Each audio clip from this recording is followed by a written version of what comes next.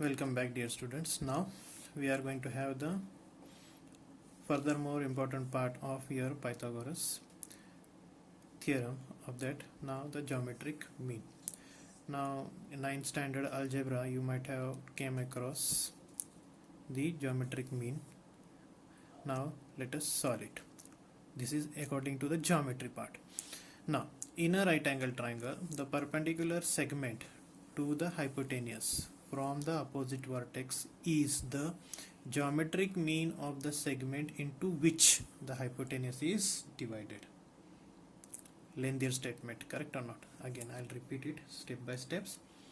In a right angle triangle, the perpendicular segment to the hypotenuse, this is a perpendicular segment to the hypotenuse from the opposite vertex, is geometric mean of the segment into which segments into which the hypotenuse is divided. The hypotenuse is divided in RS and SP, correct or not?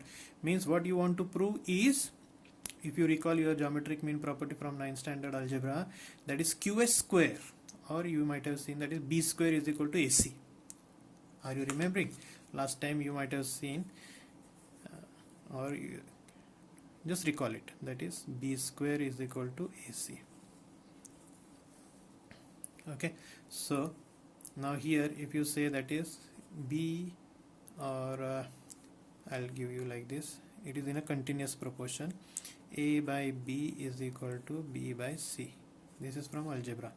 Now if you cross multiply, you will get B square is equal to A into C, correct? This is geometric mean, B square. Now here QS square is equal to RS into SP. This is the geometric mean, and now we want to prove it. Okay, now here what is given to you, that is QS perpendicular to what? RP. So you can write it that in right angle triangle, which is the right angle triangle? In right angled triangle PQR, what? QS, segment QS perpendicular to segment RP. Okay, this is given to you. Now we have last time we have proved the similarity of right angle triangle, so you know that. Now let us see, in right angle triangle PQR, this is PQR, segment QS perpendicular to segment RP given to you, correct? Now let us consider the two triangles. Which are the two triangles? QSR, triangle QSR, and triangle PSQ. Okay, now in that QS upon PS is equal to SR upon SQ. I'll repeat, QS upon PS is equal to SR upon SQ, correct? Now yes, can you tell me something? What? Now you can just change the order. What you are going to write? Therefore QS upon PS is equal to, it is going to become, let this SR be as it is. Now this SQ can be written as what? QS, correct? So now cross multiply, what you are going to get? QS square is equal to PS into SR. This is called geometric mean. So QS square is equal to PS into SR, like this. B square is equal to A into C. So QS is called geometric mean of segment.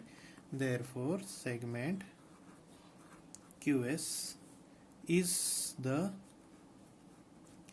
geometric mean